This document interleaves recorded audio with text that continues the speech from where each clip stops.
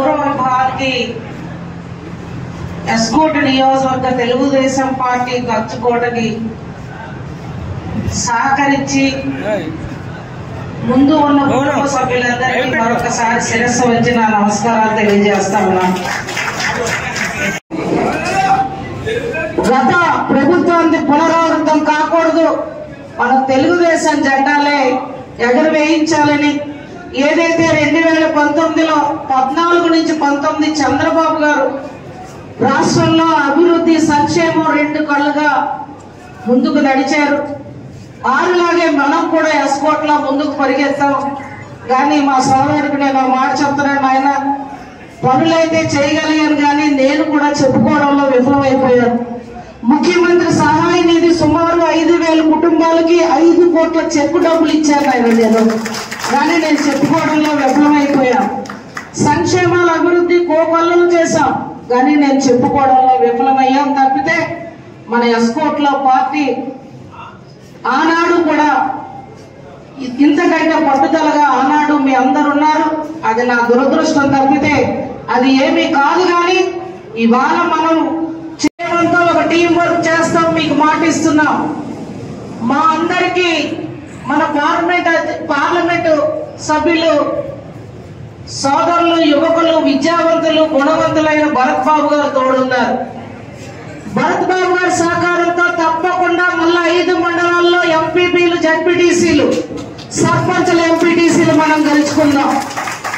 ఏమైతే భరత్ బాబు గారి దగ్గర మాట ఇచ్చానో ఆ మాట కట్టుబడి నేను ఉంటాను. అధిష్టానం ఇచ్చిన మాట కట్టుబడి ఉంటాను. ఆదర్శంగా నా సోదరుడు నన్ను ఇప్పటికే ముందుకు నడిపిస్తున్నారు. తప్పకుండా ఏవైతే ఇందాక కొంతమంది కొన్ని సూచనలు చేశారు, అటువంటివి చిన్న చిన్న విభేదాలు గ్రామాల్లో లేకుండా మేమందరం ఇంకా గ్రామం తిరిగి పార్టీని ఒక పక్క బలోపేతం చేసుకుంటూ ప్రజా సమస్యలు తెలుసుకుంటూ అందరినీ కలిసికట్టుగా ఉండే దిశగా మేము ప్రణాళికతో వస్తామని చెప్పి కూడా ఈ సభ ద్వారా నేను మీ అందరికీ మాటిస్తున్నాను. ఇది నుంచి తాతున్న నాటి నుంచి నేను చేయలేకపోయాం. అంటే జామి మండలానికి, ఎల్కోట మండలానికి మధ్యలో ఒక బ్రిడ్జి నేను చేయలేకపోయాను. అటువంటి బ్రిడ్జిని ఉపాధి హామీ ద్వారా మీ ద్వారా మేము ఒక్కరు మాట్లాడితే సరిపోదు. మీరు ఎక్కడికక్కడ గ్రామంలో ప్రజలకు చెప్పాలి. వైఎస్ఆర్ పార్టీ మాటలకి తిప్పికొట్టే విధంగా మీ అందరూ కూడా మాట్లాడాలని మీ అందరికీ నేను శిరస్సు వంచి నేను ఎన్నో కష్ట నష్టాల్లో రాష్ట్రంలో మన నియోజకవర్గంలో పార్టీని గెలిపించుకున్నాం.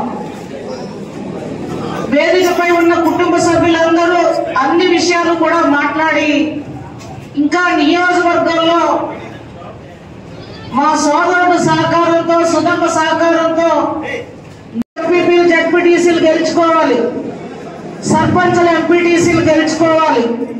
ఇవాళ కొంతమంది నా కుటుంబ సభ్యులు ఒక మాట ఇక్కడ అన్నారు, అమ్మ కొన్ని పనులు మనం 50కి 50% ఇరు పార్టీలకి జరుగుతున్నాయి. పూర్తిగా ప్రభుత్వం వచ్చినా పైన ముఖ్యమంత్రి గారు ఇక్కడ మీరు ఉన్నా చేయలేకపోతున్నాము అని. మనం గతంలో చిన్న పొరపాటు జరిగింది.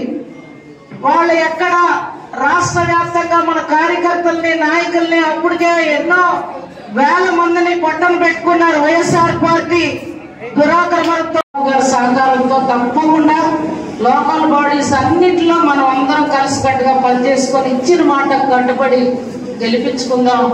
ఆనాడు ఇంకా మళ్ళా మనం తెలుగుదేశం పార్టీ మరింత ఎస్కోట్లో ఘన విజయానికి మీ అందరూ సహకరించిన వాళ్ళు అవుతారని చెప్పి మరి ముందు ఉన్న కుటుంబ సభ్యులే మాకంటే మీరే ఓట్లు వేయించే మా భుజాలు.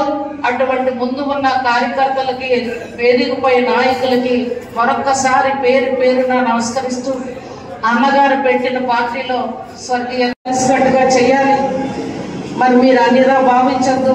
ప్రభుత్వంలో కొన్ని పనులు లోకల్ బాడీస్ లేని కారణంగా కూడా చేయలేకపోతున్నాం.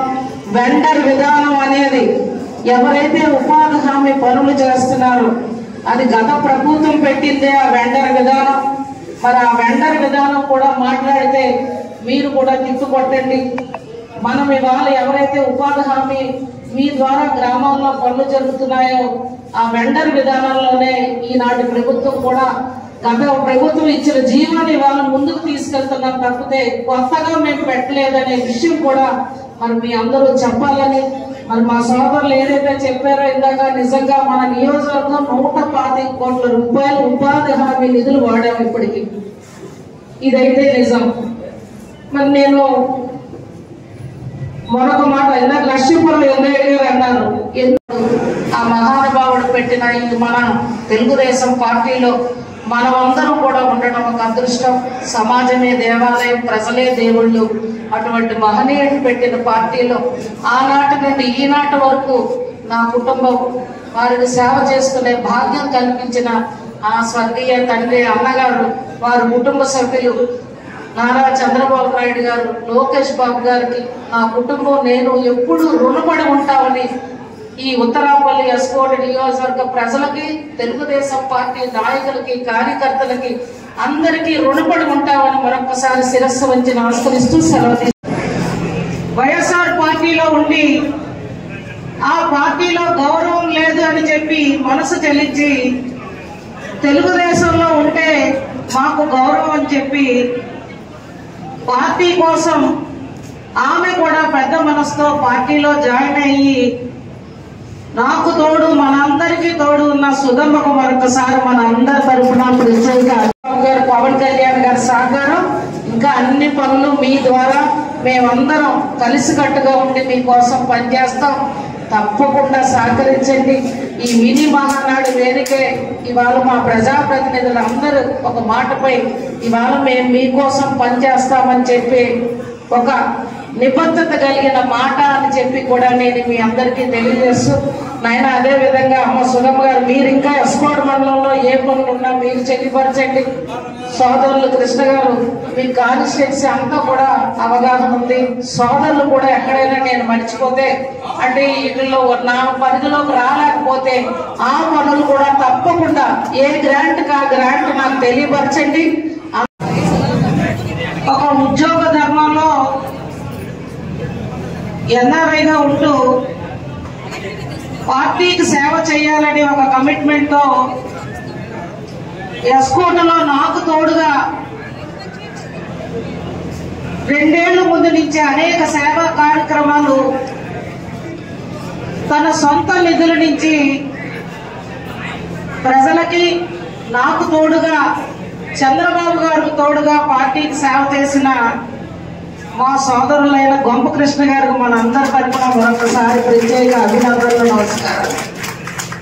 ఈ నియోజకవర్గంలో మరీ ముఖ్యంగా యువతకి ఉపాధి అవకాశాలు కల్పించాలనే ఉద్దేశంతో మినిమం అట్లీస్ట్ 10,000 ఉద్యోగాలు 5 సంవత్సరాల కాలంలో కల్పిస్తామని మాట ఇచ్చాము. ఆల్రెడీ స్టార్ట్ చేశాము. రేపు రానున్న రోజుల్లో ఇంకా కంపెనీలను తీసుకొచ్చి మన మాట నిలబెట్టుకుంటాం. దానికి మీ సహకారం ఒకటే. మీ అందరూ పార్టీకి కష్టపడి ఉండండి. పార్టీతో పాటు అన్ని విధాల పార్టీకి వెన్నుదన్నుగా ఉండండి. మీకు మిమ్మల్ని చూసుకునే బాధ్యత నాయకులుంది, దాంట్లో ఎలాంటి సందేహం లేదు. కాబట్టి రేపు రానున్న రోజుల్లో ఇంకా చాలా సేవా కార్యక్రమాలు చేస్తాం. మేము ముందుకు వస్తాం. మేము ఇంతకు ముందులా కాకుండా స్థానిక ఎన్నికల్లో మనందరినీ కూడా అంతకుముందు 2 మాట్లాడారు. గత సంవత్సరం అంటే గత ముందులో మనం ఎందుకు ఓడిపోయామన్నందుకు ఈశ్వరరావు గారు మాట్లాడారు. మనం అభివృద్ధి, సంక్షేమం 2 చేసినా కూడా మనం ఓటమి చెందాం. దానికి కారణం ఏంటంటే మనం చేసిన అభివృద్ధిని మనం జనాల్లోకి తీసుకెళ్లలేదు. ఎవరైనా డిబేట్కి వస్తారంటే మేము సిద్ధం. మేము అభివృద్ధి తెలుగుదేశం గవర్నమెంట్ 14 నుంచి 19 వరకు చాలా అభివృద్ధి చేసింది. కానీ మనం చేసిన అభివృద్ధిని జనాల్లోకి తీసుకెళ్లలేదు. చాలా కార్యక్రమాలు, సంక్షేమ కార్యక్రమాలు చేశాం, కానీ మనం జనాల్లోకి తీసుకెళ్లలేదు. దానికి మించి వాళ్ళు ఏం చేశారంటే వాళ్ళు చెప్పే అబద్ధాలను నమ్మి, సో మేమంతా కూడా ఇంకా చంద్రబాబు నాయుడు గారి కంటే ఎక్కువ చేస్తాం, ఇవి చేస్తాం, మద్యపాన నిషేధం చేస్తాం, పోలవరం నిర్మాణం చేస్తాం అని కొన్ని తప్పుడు హామీలు ఇచ్చి ఒక్కసారి అవకాశం ఇస్తే ఎలా ఉంటుందన్న ఉద్దేశంతో మోసపోయాం తప్పితే మన అభివృద్ధి చేయక కాదు. కానీ ఖచ్చితంగా రేపు రానున్న రోజుల్లో ఇప్పుడైనా మీరు వైసీపీ వాళ్ళకి చెప్పండి, 5 సంవత్సరాల కాలంలో ఒక్కటంటే ఒక్కటి సిమెంట్ రోడ్డు వేసిన పాపానికి పోలేదు. ఈ రోజు మీరు ఏ ప్రాంతానికి వెళ్ళినా, మారుమూల ప్రాంతానికి వెళ్ళినా సిమెంట్ రోడ్డు దర్శనమిస్తున్నారు.